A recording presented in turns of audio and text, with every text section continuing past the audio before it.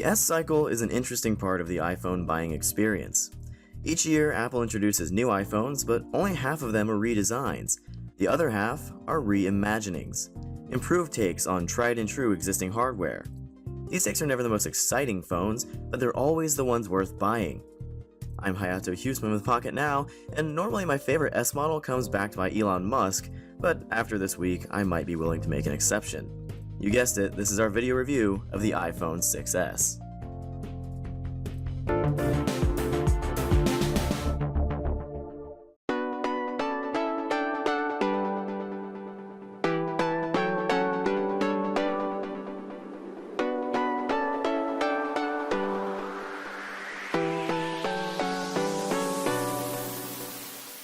From the outside, the iPhone 6s looks completely identical to last year's iPhone 6, save for the new S callout on the back. It sports the same unibody frame, this time upgraded to 7000 grade aluminum for a slightly grippier feel in hand and better resistance to bending, and we still have those unsightly antenna bands. There's also the same 4.7-inch IPS display with the same odd 1334 by 750 resolution coming in at 326 pixels per inch, and the same big top and bottom bezels surrounding the screen, giving way to only about a 65% screen-to-body ratio. That's not terrible, but with phones like the Moto X Pure Edition trimming bezels to reach upwards of 75%, Apple probably could have either crammed in a bigger display or made a physically smaller device. Well, they could have, if it weren't for the new additions of the 3D touch and taptic feedback engines inside. We'll come back to those in just a second, but they do make the iPhone 6s a tad thicker and heavier than last year's model, though that's not necessarily a bad thing since the added weight makes the iPhone feel sturdier than before. Being an S model, we weren't expecting any kinds of major changes to the aesthetic design, but we were counting on upgraded internals, and Apple definitely delivered this year. The new A9 chipset may only be dual-core on the surface, but combined with the 6-core GPU, it's one of the best performing SoCs you'll find, and that shows in benchmarks and real-world performance alike. The iPhone 6s flies through anything you throw at it, and you can switch between more apps at once than ever thanks to the 2GB of RAM inside, double what we'd seen before. The only thing standing in your way of truly taking advantage of the iPhone's hardware is the 16GB of internal storage on the baseline model. Seriously, before my first 24 hours with the phone were up, I had already burned through all but 1.5 GB of space, and Apple still doesn't match your iCloud storage to your phone's capacity. Spend the extra money and just buy a 64GB phone, trust us. No matter what storage size you get though, the iPhone 6s sports a new version of Touch ID built into the home button, and it is stupid fast. So fast that you can't even view your notifications without unlocking the phone. I never thought that being too fast could be a problem, and it almost is here, but it makes using your phone so effortless that you forget you even have a security code until someone else tries to get in, which, if you ask me, is a huge victory. The button can also be used as a quick shortcut to all kinds of features, from opening Siri with a press and hold, to launching Apple Pay with a double click on the lock screen, to switching apps with a double click anywhere else. Say what you will about physical home buttons, but Apple's made it loud and clear that this is a quintessential part of the iPhone experience, and it's not going anywhere. Another essential part of the iPhone 6s is 3D touch. This is a whole new method of input powered by a physical sensor within the device that registers different levels of pressure applied to the screen. It's hard to understand its practical use until you try it for yourself, but once you do, you realize that the potential here is tremendous. If you 3D touch on a home screen icon, a contextual menu will pop up, like a right click on a computer, giving quick shortcuts to the different functions of that app. 3D touch on a link in Safari to preview the corresponding web page, or on the subject line of an email to preview the body. 3D touch on a live photo in your gallery to animate it, then set it as a lock screen wallpaper, which you can then, you guessed it, 3D touch to animate again. A lot of people have compared this feature to the long press we've had for years in pretty much every smartphone, but I really can't stress that right-click analogy enough. This is something that almost no other phone can do, and I'd really like to see it implemented more in the months ahead. The iPhone 6s and its larger sibling, the 6s Plus, are the first phones to ship with iOS 9 running out of the box. We've been running the software in its beta form for a few months now, but for everyone else, this means an assortment of new features that add layers of both convenience and confusion.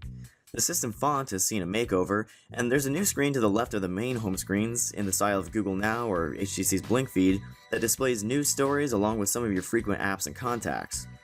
Those frequent apps also show up in the Spotlight search bar now, and contacts have been omitted from the multitasking screen, which now bears a card-style design.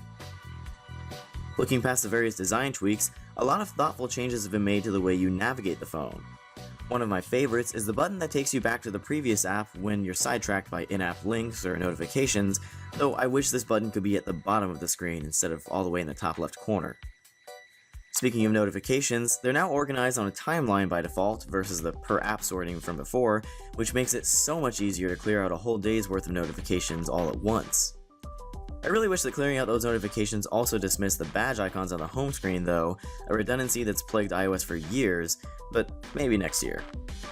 Still, as expected, this is the best version of Apple's iOS yet. Also the best that it's ever been is the iPhone 6s's camera.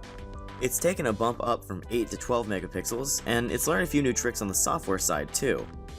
Apple was really excited to show off live photos, which work together with 3D Touch to create, well, basically a short video. Of course, they don't look at it that way, and you capture live photos the same way you would a static one, but we've seen the same thing done on other phones before from other manufacturers. Still, it's a fun addition to the iPhone, and as mentioned before, you can set these live photos as animated wallpapers, but be careful taking too many of these if you skimp out and buy the 16GB model, which, again, you shouldn't. Live photos take up twice as much storage as a standard shot. Those standard shots look great, by the way. The iPhone has always taken top-notch photos, and the new 12-megapixel sensor on the iPhone 6s is no exception. Photos are full of natural color and detail, and the camera is really good at balancing exposure, even in scenes with multiple light sources. It's weird to say that the iPhone might not have the best camera out there for once.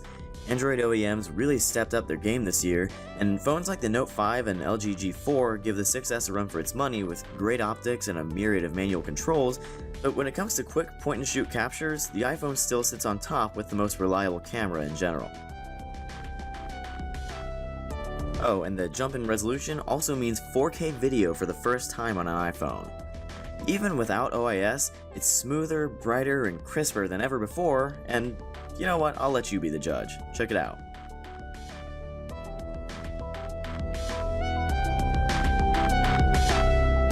The front-facing camera also saw a pretty major update this year.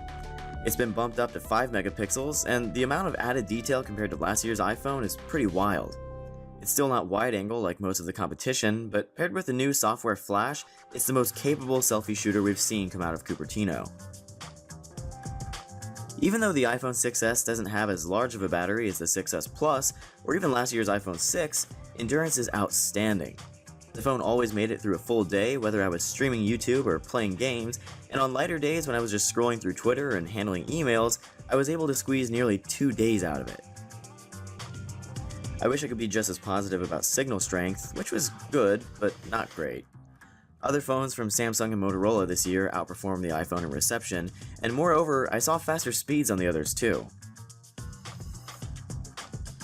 So what's the verdict? Should you buy the iPhone 6s? Is it worth its top dollar cost? Of course it is. Between the solid design, terrific camera, silky smooth performance, and selection of quality apps, it's no wonder the iPhone is the most popular phone on the market. It's not for everybody, and if you value raw specs, open customization, or hardware amenities like expandable storage or removable batteries, then like always, there are probably better options for you on the Android side of things. But for the layman that doesn't want or need to spend hours tweaking their phone, or for the app maniac that always has to have everything before anyone else, the iPhone 6s is about as good as it gets, just so long as you prefer a smaller form factor.